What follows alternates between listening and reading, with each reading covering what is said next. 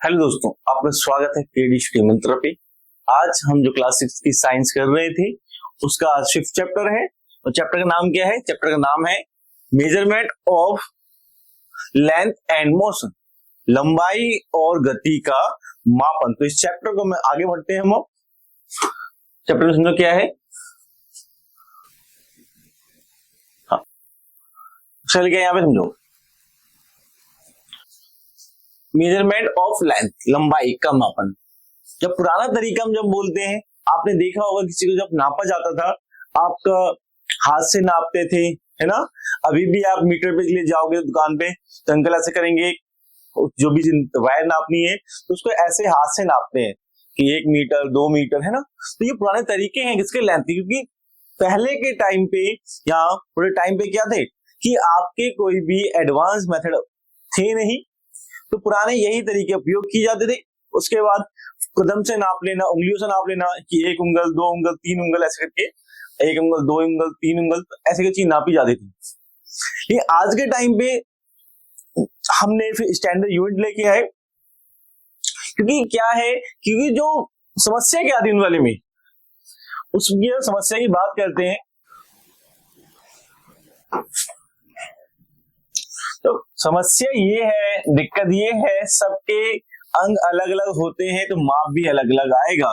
तो पुराने में दिक्कत यही थी ना कि सबके जो अंग हैं, जो पार्ट है बॉडी के, वो क्या अलग अलग लेंथ के हैं। तो बेटा क्या चीजें आपकी दिक्कत आ रही है, इसके लिए जो हम कंक्लूजन हमने निकाला क्या, कि हम स्टैंडर्ड यूनिट लेके आए कि हमने हर प्रकार की मेजरमेंट को, हर प्रकार के जिसको भी मेजर करना था उसको हमने स्टैंडर्ड यूनिट में बांट दिया, जो हर जगहों पे एक ही प्रकार से यूज होती है। एंशिएंट टाइम की बात करते हैं, अंगुल, उंगली की चौड़ाई के हिसाब से माप रहे हैं। मल्टीपल ऑफ द अंगुल, धनुष, धनुषा योजना के आधार पर।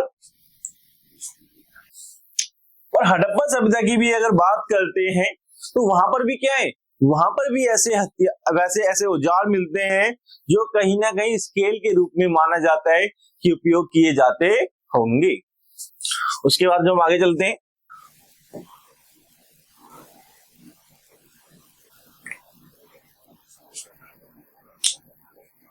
स्टैंडर्ड यूनिट, अगर हम लेंथ की बात करें तो हम यहां पे देखते हैं इंटरनेशनल सिस्टम ऑफ यूनिट अपनाया गया कि हमने, चाहे हम यहाँ पे चीजों को नापे, चाहे अमेरिका में नापे, चाहे कोई छोटा नापे बड़ा नापे, चीजें एक जैसी ही हो, तो हम इसलिए क्या लेके आए, स्टैंडर्ड यूनिट लेके आए। जैसे हम बोले 1 किलोमीटर आपका 1000 मीटर होता है, और 1 मीटर आपका 100 सेंटीमीटर होता है, 1 सेंटीमीटर में आपके 10 मिलीमीटर होते हैं, और 1 इंच में 2.54 सेंटीमीटर होते हैं, है ना। क्योंकि कुछ देशों में इंच और फुट चलते हैं, तो हमने क्या है, चीजें नापी हुई है, उसी हिसाब से क्या होता है, उसी हर जगह पे हर देश में एक स्टैंडर्ड यूनिट अपना ली गई है। ये चीजों को इंटरनेशनल भी नापा जाएगा तो उसी तरीके से नापा जाएगा। मीटर में नापेंगे चीजों को, लेंथ को नापना है तो, और उसकी यहाँ छोटी इकाई भी अपना सकते हैं। उसके बाद में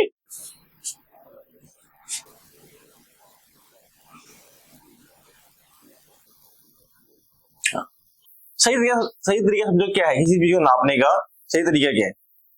जब हमें किसी चीज को नापना है तो करेक्ट मेजरमेंट करनी पहले उसकी।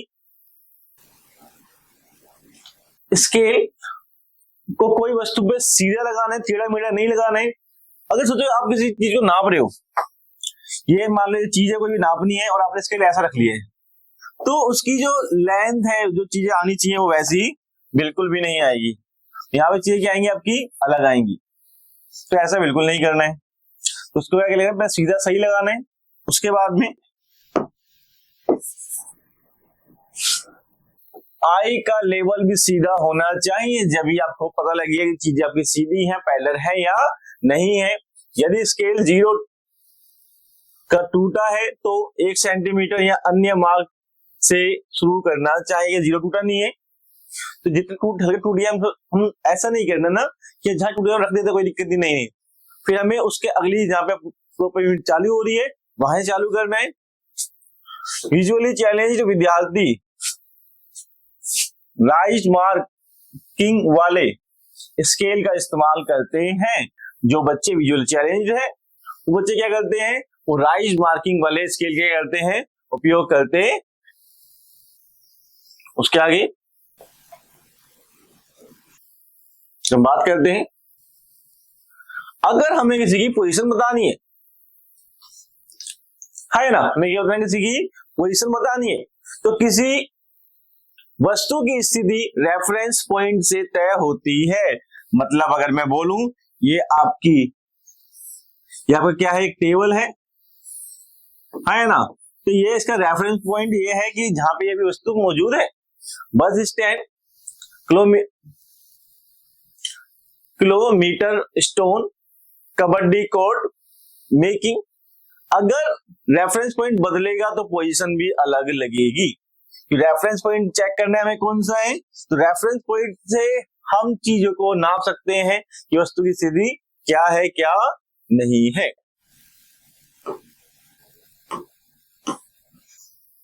उसके बाद में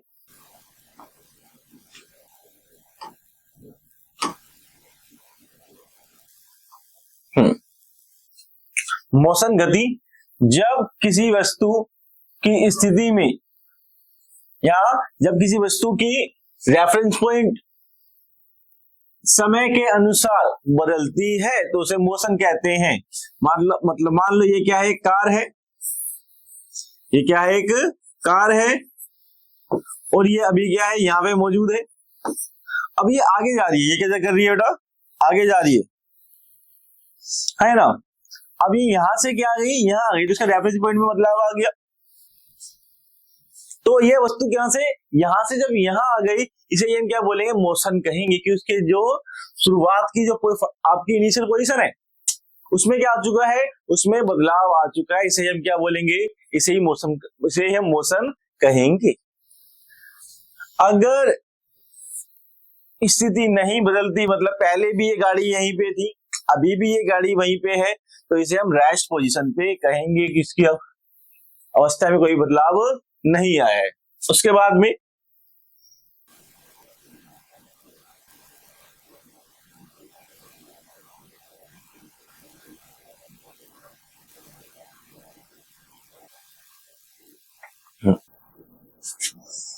अब मोशन के टाइप होते हैं बहुत से।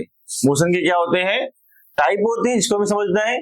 समझो यहाँ पे क्या है आपका लीनियर मोशन है, जब क्या देखिए यदि अगर हम बात करें, ये जो गाड़ी है, ये गाड़ी चल रही है, सीधी रेखा पे जा रही है, तो जो गतियां क्या एक सीधी रेखा पे हो रही है उसे हम क्या कहते हैं, लीनियर मोशन या रेखीय गति कहते हैं। उसके बाद हम बात करें सर्कुलर मोशन, या आप फैन देखो, आपका फैन मूव कर रहा है, तो ये क्या है, एक सर्कुलर मोशन का एग्जांपल है कि ये आपका सर्कुलर राउंड में घूमता जा रहा है ना। ऑक्सिलेटरी मोशन, आगे पीछे ऊपर नीचे एक फिक्स पॉइंट पे आसपास जो आपकी मोशन हो रहा है वो आपका क्या है, वो आपका ऑक्सिलेटरी मोशन है। आप पेंडुलम देख सकते हो, ये एक ऑक्सिलेटरी मोशन का क्या है, एग्जांपल है। अब पीरियोडिक मोशन, आवर्ती गति, नियमित अंतराल पर दोहराई जाने वाली जो सर्कुलर या ऑक्सिलेटरी मोशन जो है वो क्या है, पीरियोडिक मोशन उनको भी कह सकते हैं। तो ये क्या है, ये आपका पीरियोडिक मोशन है, इसमें हम सर्कुलर को और ऑक्सिलेटरी को भी हम क्या कर सकते हैं, उपयोग कर सकते हैं या मान सकते हैं, कि इसमें एक पर्टिकुलर टाइम के बाद भी ये चीजें क्या हो रही है, रिपीट हो रही है, दोहराई जा रही।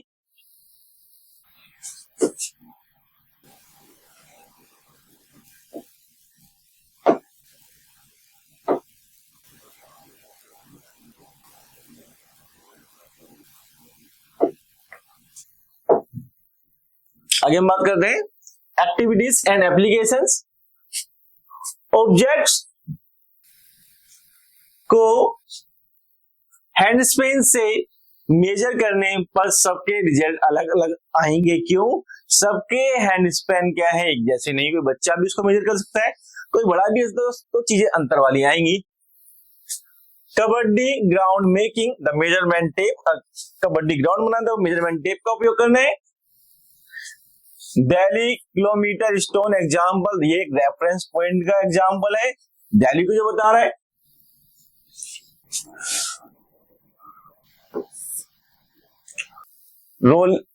रोलर कोस्टर मोशन, अलग अलग हिस्सों में अलग अलग मोशन होगा, क्योंकि जो कहीं पे ढलान ज्यादा है, क्या ढलाई नहीं, रोलर कोस्टर का अलग अलग जगह पे अलग अलग स्पीड होगी। साइकिल व्हील टर्न से डिस्टेंस निकालना, कि मतलब अब कोई चीज राउंड घूम रही है, उससे डिस्टेंस निकालो, तो जितना उसने उस जिस व्हील ने आपके पूरा एक गोला चक्कर पूरा किया है, उसके हिसाब से भी हम क्या कर सकते हैं, उसकी स्पीड निकाल सकते हैं।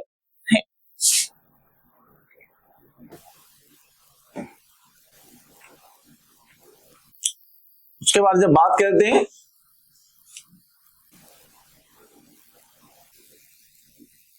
हाँ, कुछ कीवर्ड हैं जो इस चैप्टर में यूज किए गए हैं।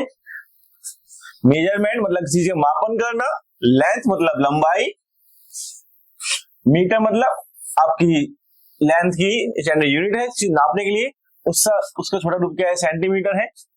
फिर मिलीमीटर है, और सबसे बड़ी यूनिट क्या है आपकी, किलोमीटर है ना। अभी हम जाना भी था कि 1 किलोमीटर में कितने आपके 1000 मीटर होते हैं, और 1 मीटर में आपके 100 सेंटीमीटर होते हैं, और 1 सेंटीमीटर में आपके 10 मिलीमीटर होते हैं। ऐसा यूनिट जो आपकी हर देश हर जगह पे एक जैसी है। रेफरेंस पॉइंट किसी वस्तु की स्थिति को बता रहा है आपका, भी हमने जाना है इसको। मोशन जब कोई वस्तु का क्या है, रेस्ट पोजीशन से बदलाव आके उसके इनिशियल और फाइनल पोजीशन में क्या था, अंतर था, तो क्या है, हम मोशन बोलते हैं। लीनियर मोशन मतलब जो देखी गति है। सर्कुलर मोशन जो आपकी चीज राउंड राउंड घूम रही है, सर्कुलर मोशन हुआ। ऑक्सीलेटरी मोशन वो मोशन है जो क्या है, जो आपका अगेन अगेन क्या है, आपकी सेम बेटा चीजें आपकी वो आपकी होती जा रही हैं। पेंडुलम का एक अच्छा एग्जांपल है ऑक्सीलेटरी मोशन। तो यहाँ पे हम देख सकते हैं कि आपके बार बार उसी जगह पे आ रहा है, तो ये सब चीजें हैं। तो आशा करते हैं आपको समझ में आया होगा। मिलते हैं अगली वीडियो में, धन्यवाद।